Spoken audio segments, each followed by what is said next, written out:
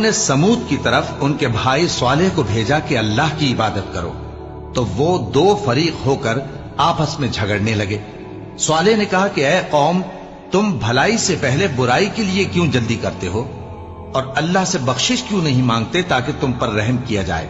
وہ کہنے لگے کہ تم اور تمہارے ساتھی ہمارے لیے برا شگون ہیں۔ صالح نے کہا کہ تمہاری بدشگونی اللہ کے پاس ہے،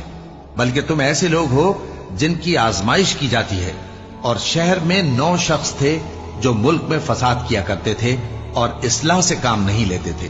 کہنے لگے کہ اللہ کی قسم کھاؤ کہ ہم رات کو اس پر اور اس کے گھر والوں پر شبخون ماریں گے، پھر اس کے وارثوں سے کہہ دیں گے کہ ہم تو اس کے گھر والوں کے موقع ہلاکت پر تھے ہی نہیں،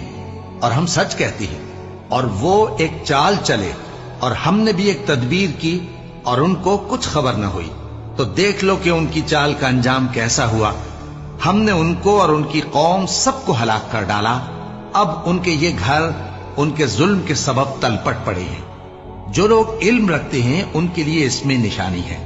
اور جو لوگ ایمان لائے اور ڈرتے تھے ان کو ہم نے نجات دی